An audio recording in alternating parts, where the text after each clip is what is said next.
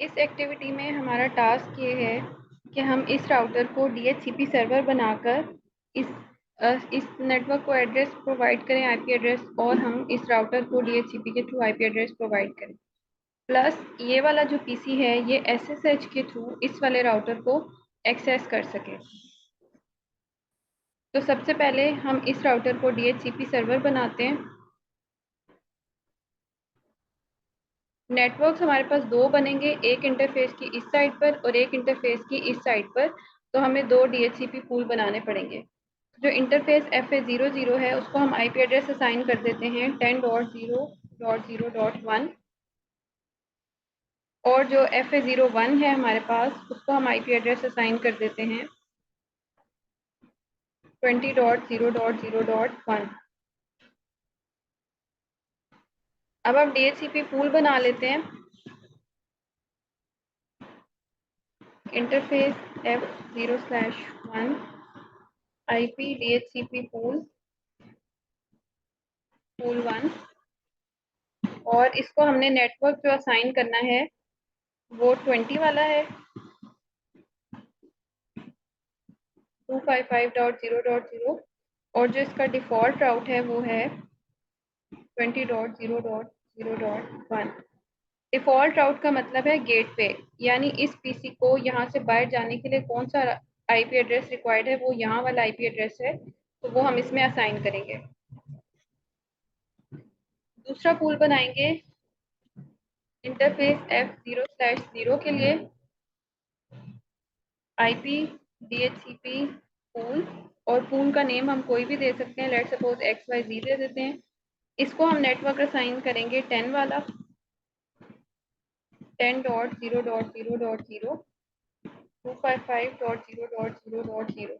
Network का मतलब ये है कि हमने इस इंटरफेस पर जो आईपी एड्रेस दिया है उस नेटवर्क का कोई भी आईपी एड्रेस जो है वो DHCP पूल के थ्रू असाइन कर दें, और इसका डिफ़ॉल्ट राउट जो है वो वाला आईपी एड्रेस आएगा जो हमने इस इंटरफेस पे दिया है, और वो है 10.0.0.1। ये हमारा DHCP पूल कॉन्फ़िगर हो गया है। अब हम इसके थ्रू चेक करते हैं आईपी एड्रेस असाइन हो रहा है या नहीं।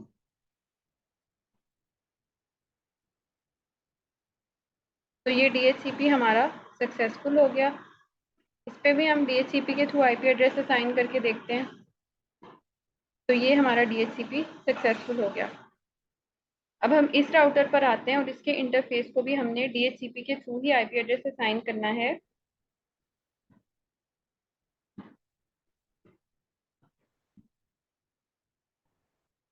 इंटरफेस FA00 है, fast ethernet 0/0, IP address DHCP, no shutdown. आपको यहाँ पे भी नोटिफिकेशन आ रहा है और यहाँ पे भी नोटिफिकेशन आ रहा है। अब हम चेक करते हैं कि क्या हमारे इंटरफेस को आईपी एड्रेस असाइन हो गया है। तो यहाँ पर DHCP के थ्रू आईपी एड्रेस असाइन हो चुका है। ये हमारा DHCP का काम हो गया। नेक्स्ट अब हम लोगों ने SSH कॉन्फ़िगर करना है इस राउटर पर और एक्सेस करना है इस पीसी से। तो यहाँ पर हम सबसे पहले SSH की कॉन्फ़िगरेशन कर लेते हैं। उसके लिए हमें सबसे पहले होस्ट नेम चेंज करना है। लेट सपोज हम इसका होस्ट नेम रख देते हैं सीक्रेट राउटर। नेक्स्ट हम इसको क्या करते हैं, इनेबल की कमांड देंगे, इनेबल पासवर्ड, सिस्को का पासवर्ड दे देते हैं। नेक्स्ट अब हमने इस पर लाइन VTY की कमांड देनी है, लाइन VTY04। लाइन VTY04 की कमांड अलाउ करेगी कि हम लोग कितने कनेक्शन रिमोट अलाउ कर रहे हैं। 0 से 4 का मतलब है 5 अलाउ करें, या अगर हम 0 से 15 देते हैं तो इसका मतलब है हम 16 कनेक्शन अलाउ करें।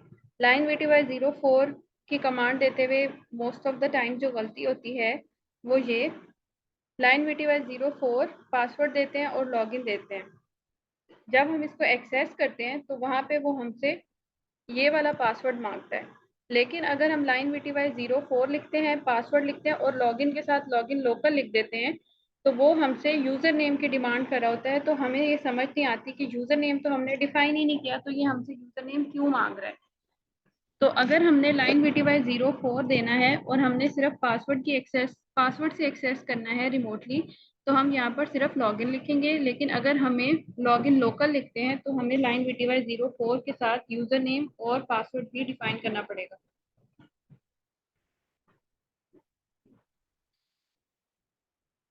तो हम लाइन VTY 04 में आते हैं और यहाँ पर सबसे पहले हम बताएंगे कि हम ट्रांसपोर्ट इनपुट SSH की इनपुट लेना चाह रहे हैं और यहाँ पर हम कमांड दे देंगे लॉगिन लोकल की और इसको हम एग्जिट कर देंगे।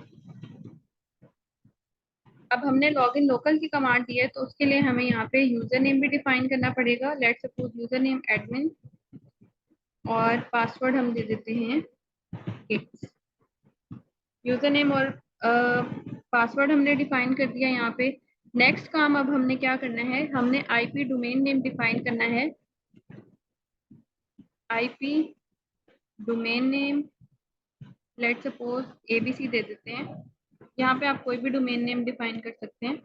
और नेक्स्ट हम कमांड देंगे क्रिप्टो की जनरेट RSA। ये हमसे पूछ रहा है हम कितने बिट्स यूज करना चाहते हैं, तो हम 512 बिट्स ही यूज करना चाहते हैं। तो ये हमारे पास SSH की कॉन्फ़िगरेशन हो गई।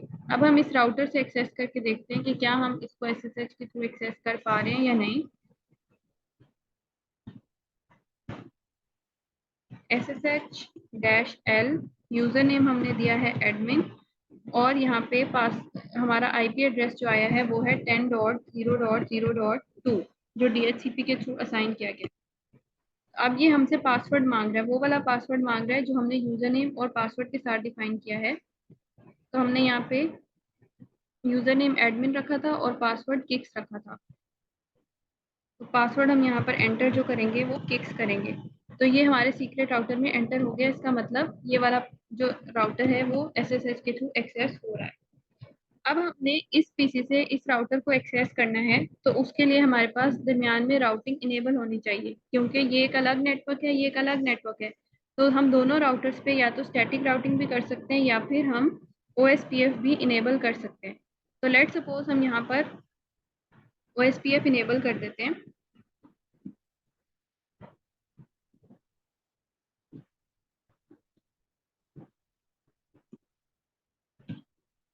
नेटवर्क हम एनी नेटवर्क दे देते हैं कि किसी भी नेटवर्क की ट्रैफिक हो तो वो यहाँ से राउटेबल हो।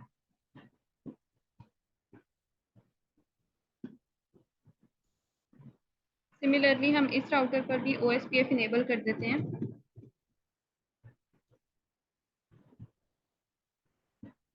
एनी नेटवर्क इज राउटेबल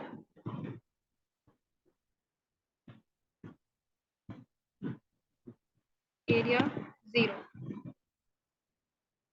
अब हम लोगों ने OSPF इनेबल कर दिया। उसका मतलब ये है कि ये राउटर इस इंटरफेस पे या इस इंटरफेस पे पिंग कर सकता है। हम इसको चेक करेंगे। पहले कमांड प्रॉम्प्ट पे जाते हैं।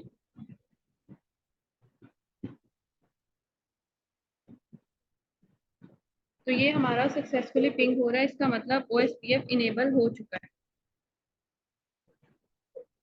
अब यहाँ पर राउटिंग हो रही है। तो अब हम इस PC से SSH करके देखते हैं। यूजर नेम था एडमिन और IP एड्रेस था 10.0.0.2। हमसे पासवर्ड मांग रहा है, पासवर्ड हमने रखा था किक्स। तो ये हमारा सीक्रेट राउटर में एंटर हो चुका है। हम इसको इनेबल करते हैं तो ये हमसे इनेबल वाला पासवर्ड मांग रहा है। इनेबल में हमने इसको जो पासवर्ड दिया था हम यहाँ पे वो वाला पासवर्ड एंटर करेंगे। हमने सिस्को का पासवर्ड दिया था, हम यहाँ पर सिस्को लिखेंगे।